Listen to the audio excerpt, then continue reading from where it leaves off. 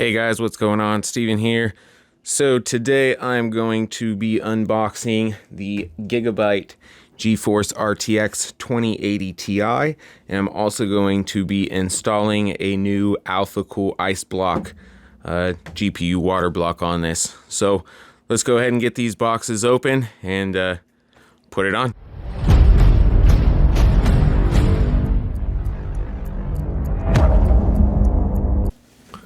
Alright, so first I'm going to get this guy open here.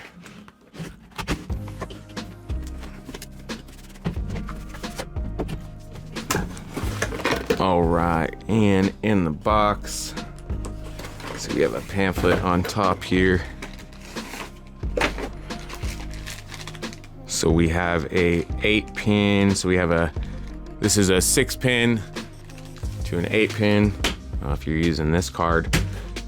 You definitely shouldn't be using one of those. We have a quick start guide. We have a disc from 2005. And we have a AORIS care registration card. So that's inside this top pamphlet. And here we have the card here.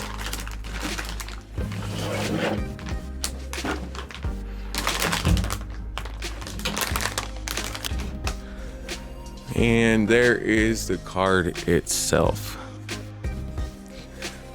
So on the top we have 2 8-pin connectors, and then this card just has a little bit of RGB right there. So this card is it's fairly blacked out. Right now it's very hard to find graphics cards.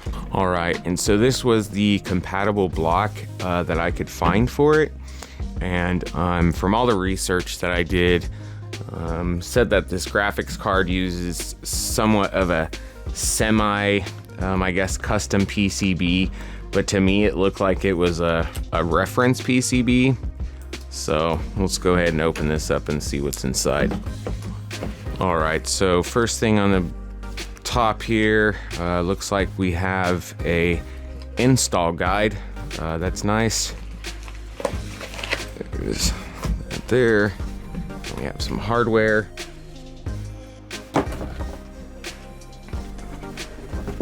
And for those of you that want to know, I will also put this in the description. But there's the part number. It's Alphacool 11682, and this is the M02. They also have a M01, and the only difference that I could find between the two was that the 02 came with a back plate. So let's open this up and see what hardware we get inside.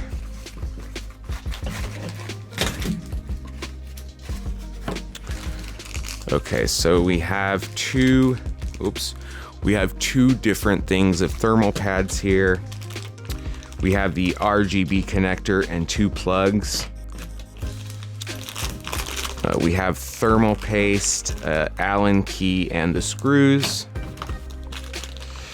And then we have a different top for it to allow the fittings to come straight out of the top. So let me open this up.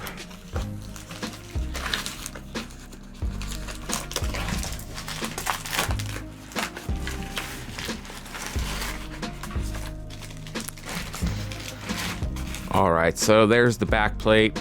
It's actually a really pretty thick black back plate there. Nice and thick. And here is the block itself.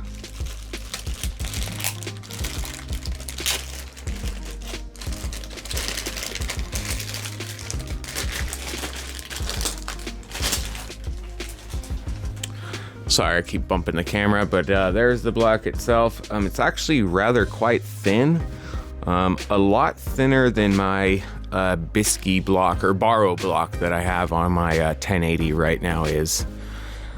But there it is up close. And so as you can see, we can have the ports out of the back or out of the front, and then this can also come off to have the ports come directly out of the top. So the difference between This PCB on this RTX is, I guess, this little cutout here because there's a fan header. But what I'm gonna do is I'm gonna go ahead and tear this card apart, get it taken apart, and I'll do a little time lapse, and we'll put this water block on. So let's go ahead and get started. All right, so I'm gonna go ahead and get these screws on the back plate here removed. The nice thing about this card is they're all just Phillips screws. So with the little Phillips screwdriver, all the screws can be removed. The ones here on the back plate, they do have little springs in them. So just be mindful of that when you are removing them. They can go springing off and fly away. You do want to save those. So go ahead and get those removed here.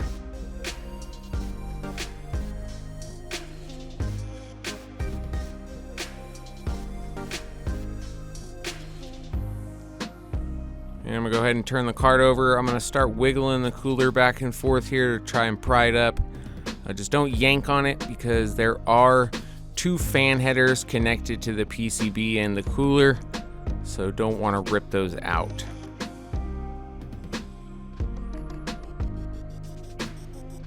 So I'm gonna go ahead and flip it over here and get those fan headers taken off and set the cooler aside.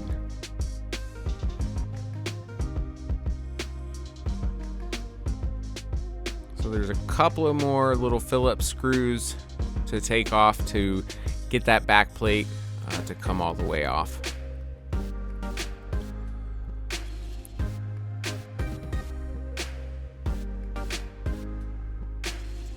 And the back plate does have a couple of thermal pads on it as well. So the thermal pads that are actually on this PCB, the thin ones, they are reusable. The thick one is kind of, it's almost like thermal paste. As you can see here, when I try to remove it, it just gets all gooey, and so it's not reusable whatsoever.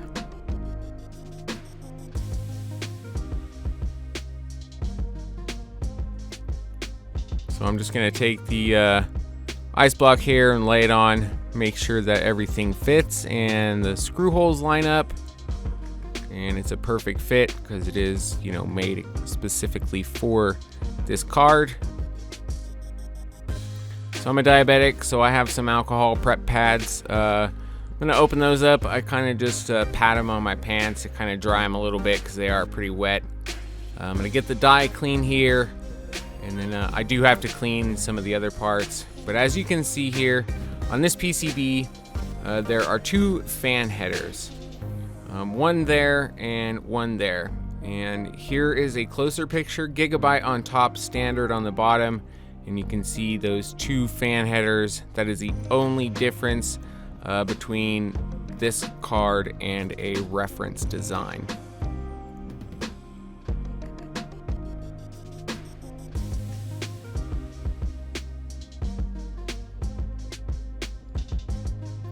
So I'm gonna go ahead and tighten up the screws on the block. Sorry, it's a little out of focus, but that is one thing that I always do, and I highly suggest you do, because here a couple of the screws were actually very, very loose. So just wanna make sure I tighten those all up.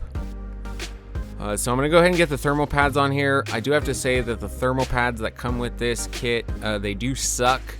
The booklet does not tell you to actually put thermal pads on everything that does need thermal pads on it. I just looked up on Google and seen where all the thermal pads actually needed to go, and I actually didn't even need to do that because I just flipped the cooler over and seen where all the thermal pads go. But I did have to use a couple of the stock thermal pads. Same thing on the back. The thermal pads, they do have to go on the back to put that back plate on there. It does come with some nice thick pads. Those do go on the back. So I'm gonna go ahead and lay those down. And then there are 4 screws, Allen heads, that do go around the die, just 4 of them, before I set this back plate on here. And then the rest of the screws remaining in the kit just go on that back plate and get them all tightened down. I was a little concerned about having to play around with the thermal pads. It did take me about 40 minutes, but I did get it finally everything to seat right. And here is what the final result looks like. The really nice block, nice and shiny. It's not super thick, it's not very heavy, but backplate looks great on here. And so now let's go ahead and get it in my system and see what it looks like. Alright guys, so I've now got it mounted in my system. Yes, I do still have a little air pocket there. I do have to tilt the system around and get that out. It does look a little different too on the sides. I did add a little bit of carbon fiber vinyl wrap just because the PCB was kind of like in your face, and I had a little bit of carbon fiber vinyl wrap, so I just put it on there. Overall, the block install was easy, but at the same time, it was a pain because the thermal pads that come with this block are junk. They give you 2 packs. One of them is pretty thin and the other one is super thick. And in the instructions, it does not tell you to put thermal pads on everything that does need thermal pads on it. And I know that's not correct because I've put GPU blocks on before. I haven't done it on a 2080 Ti, so I did have to look it up and see, hey, this is not right. So I did thankfully have some extra thermal pads left over from when I did a different GPU block, and I was able to use those and cover everything that needed to be. So if you guys plan on getting this block, yes, it's a very nice block, but I do recommend getting some extra thermal pads. I will also link those down below. So here's what the temperatures look like. So temperatures are pretty good. You can see the GPU temp there is at 31C. I have not downloaded the MSI Afterburner or the Aorus software for this, so I've still got to get that downloaded and update everything.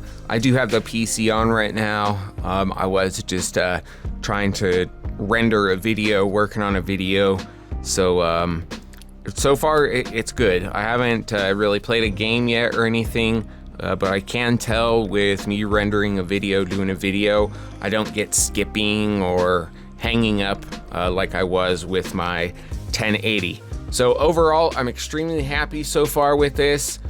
Seems like it's gonna be really good.